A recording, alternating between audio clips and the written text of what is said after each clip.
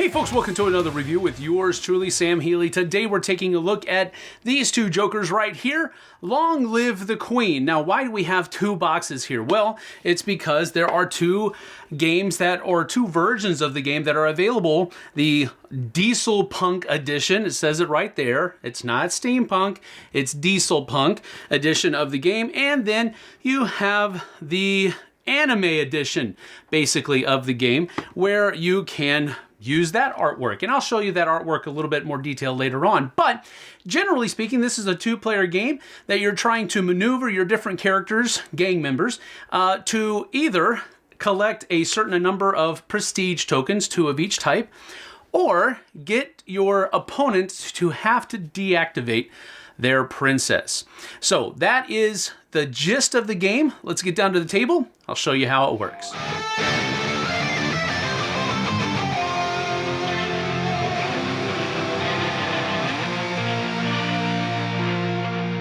So in Long Live the Queen, you basically have two ways that you can win the battle. The first way is by getting 2 of each of these and being the first one to do it. These are prestige tokens, and your characters, by activating them, will give you certain numbers of these throughout the course, and I'll explain that a little bit more later. The other way that you can get a win is by getting the other person's princess tile to be flipped over to its inactive side. So the first person to either flip the other princess over to their inactive side or gain 2 of each of these prestige tokens is the winner. So at the beginning of the game, what happens here is that first of all, each character is going to put their princess in the number 7 spot on the board. Then they're going to take their character tiles and choose one secretly that will be their master gang member, or the leader of their gang, basically, on their side. Now, this person cannot be the gambler, the princess, either of the recruits, or the guard. And after they have chosen their master, then they are going to take all of their tiles, including the 2 recruits, the gambler, and the guard, and place them in any configuration that they want to out here on either side of their princess tile. And then once they have done that, the game is ready to begin. On your turn, you have the opportunity to do 3 things. The first thing is roll the dice. Second thing is activating characters. And then the third thing is repositioning your gang members. So the first thing you would do is roll the die, and whatever roll you have, that was a 4, that is going to be triggered on both sides. So to activate the 4 characters right now is simply to turn them over like such. Now, if a gang member is already turned over and their number is rolled, then they will carry out their special ability. Then you have the opportunity to reposition gang members. Now, the first person to go on the turn doesn't get to do this, but the second person to go, and then every person after that will be able to reposition their gang members. They can do it once, which simply means that they will take 2 tiles that are adjacent to each other and swap them whichever way they would like to. After that, it is the other person's turn. They will take the dice and roll them. This is a 10, so it activates these 2. So we will turn these over like such. And then, since the second player is able to reposition, they would actually have that ability to do that. Now, one thing of note, you can reposition gang members, as I showed you, by simply taking 2 adjacent ones and swapping them, or you can also take your master and place it where another face-up person is. And then that person will come out here and remain face-up and become the new master gang member. After just a few rounds of rolling the dice and activating characters, you can see that the game board changes drastically, and it does become alive with all of the nice looking artwork that's out there on the board.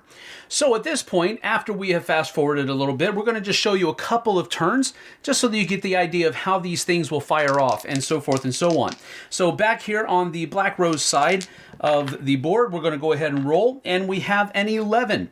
So what happens here is that these 2 characters will activate since they are both face up. And so to determine which one fires first, we're going to look at the initiative number that's in the top left-hand corner of the tile. Since both of these are equal, their powers actually don't fire off. But if one initiative is lower than the other, they will go first, carrying out their special ability, and then the person with the higher initiative number will go second.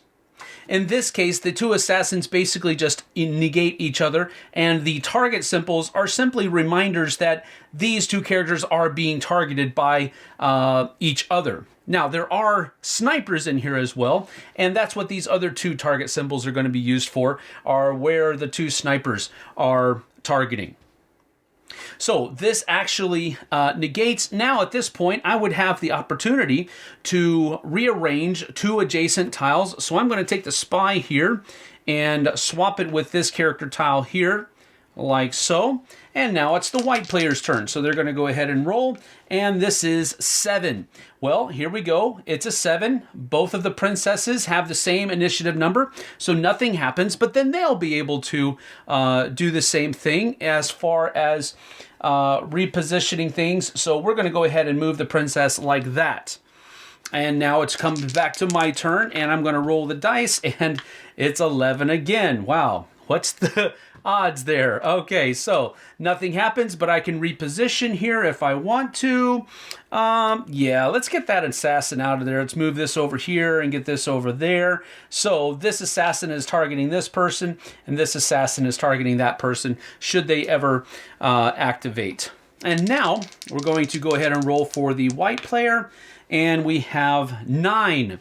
So we come here to 9, and we have the schemer and the spy. So we look at the initiative numbers. The schemer is a 3, and the spy is a 9. So the schemer will happen first. They will get a yellow token, which is good, and it's okay to have more than 2, but if you ever have all 6 of one type, you have to give them all back to the bank. So you do want to be careful about that. And the other special ability of the schemer means that I have to discard one of my tokens, and they will choose to go ahead and make me discard the yellow. Then, after the schemer is done, the spy will take place, which gives me a blue token, and then I can switch my opponent's cards. And so I want to get the princess away from that guard because the guard is protecting her. And that's one of the ways you can win the game, is by having her deactivate. So we're going to go 1 and then 2 like this. And let's try to get her a little bit closer to my assassin. Maybe that will work. And that's the end of the spy's turn. Now it becomes the next roll. So we have 8 here. It's the schemer and the noble. All right, so we look at the initiatives. Schemer has the lower initiative again, so they're going to get another yellow. That's getting pretty close. And so now they're going to make me get rid of my blue. And then the noble occurs here, which is going to give me a yellow and then one of my choice, which I'll go ahead and take another red. Now at this point, I am 1 blue token away from winning. So that's something that I need to be careful. Well, my opponent needs to be careful with. The spy could win it for me. The entertainer could win it for me as well. So those are a couple of things that we can do. But generally speaking, this is how the game plays. And it ends, as I said earlier, by one person getting 2 of each of the different types of prestige tokens, or by causing the other player's princess to deactivate by turning over.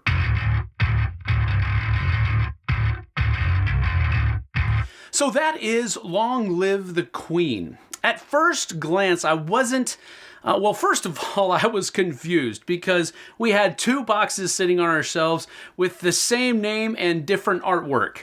And I didn't follow the Kickstarter, so I didn't know that they were basically the same game. But of course, they definitely looked like the same game, just with different artwork, which I thought was interesting. Now, I was more quickly drawn to the Diesel Punk edition. I'm not a huge fan of anime. I think it's fine. I think it looks good. It's a great art style, but just doesn't really strike my fancy as much as the Diesel Punk edition did. So that's the one I cracked open first and gave it a shot. Had a couple of games just by myself running through the different mechanisms that it offers. and my interest was piqued. So right after that, I grabbed Tom and we played a game of it together, and then grabbed my wife later on that night after I went home from work and played a game together there, played another one. So this is one of those games. It doesn't take a long time to play. Now, it sometimes feels a little tedious, and we'll get to that in just a little bit, but it plays quickly and it's easy to teach, and I love games like that, especially in a two-player format, because my wife really enjoys those kinds of simple, laid-back, easy-going games, and this is one of them. But with all that being said, let's go ahead and get to the pros and cons so that we can kind of start nailing some things to the wall here. First of all, the artwork in both of these is amazing. And I know most of the time that's one of the things that I really like to point out, because for me, that's a huge thing. I need artwork in a game that makes me want to play the game. Mechanisms are not enough for me. Not that I don't enjoy mechanisms, they're fine. But I want something to help my brain immerse itself into the world within which the game lives. And so artwork is a big thing for me, so I usually mention it, whether it's good or bad, whether I like it or not. That's what it really usually boils down to. The Diesel Punk Edition, my favorite. Now, I do also like the anime version, but one of the things that I didn't like about the anime version, and you saw it a little bit, both sides had pretty much the same artwork for all of the different characters. The names just changed. So that was another reason that I liked the Diesel Punk version better. All of the characters all look different. There's no similarities between any of them, and that's what I really liked. So the Diesel Punk Edition is probably the one that I'm going to be keeping, and we'll get rid of the anime one. But so that's the first pro. Great artwork. The second pro is that I like the fact that there are two ways to win the game. There's not just one, and the first person who does it first wins. Well, yeah, there are two ways that you can win the game. So you can actually incorporate different tactics and different strategies trying to push towards one of the two goals that are out there. And another thing that I like about the game, as we're talking about gameplay, is that you can change strategies midstream and still have a viable chance at winning. Some games are very crucial, or rather, they're very cruel that way, and that they don't allow that often. But this one does, and I really like that a lot. Another pro for the game for me is the fact that it is very quick. Your turn goes boom, boom, boom. Next person's turn, boom, boom, boom. And it just keeps going and going and going. And I really enjoy that. Now usually two-player games don't have a whole lot of downtime, but this one has even less than most of those, because the roll on both sides of the board activates both characters in that column or row or whatever you want to call it. So you're always engaged every single turn, whether it's yours or the opponent's.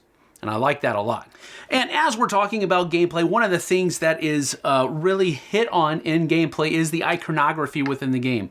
Now, I have to be honest, I did have to read the special abilities. It wasn't automatically intuitive what the iconography was saying on the character tiles. But after you know what it does, the iconography is incredibly intuitive. You never have to look at the rulebook again. You can just look at what the tile does, what the pictures or the images on the tile, and it is readily available and knowledgeable what that character is going to do. So that is also cool, having intuitive iconography that just becomes second nature after just a couple plays of the game. So that's really cool. Now, as far as cons are concerned, there's not a lot of them, really. The only thing that I could even possibly maybe think of is that maybe there's some kind of strategy or tactic that could possibly be much, much, much more powerful than your other ones. But, you know, I don't know that that's true, because most of those different kinds of tactics that you could come up with are countered easily with some other kind of strategy. Choosing who your master gang member is going to be is a very important thing. knowing the right time to possibly, instead of rearranging your gang members in the row, to swap that master out with somebody else. That's a really cool thing that needs to be done as well. But I don't know, but I don't think there's any one dominant strategy, but I guess there could be. That's a really weak con. And you know what? That's all I got for you. Because all in all, this is a really fun game. I enjoyed it a lot. I know Tom enjoyed it. My wife enjoyed it. I think my kids will also enjoy it because it has a level of engagement that is deep, but yet it is still feels like a very lighthearted, easy-flowing game with a little bit of dice chucking randomness in there, but still has a lot of strategy and tactics. So I'm going to give Long Live the Queen a very strong 2 thumbs up with an 8 out of 10. And I would recommend that if you have any way possible trying to get this played to the table, of course, as I always say, try before you buy.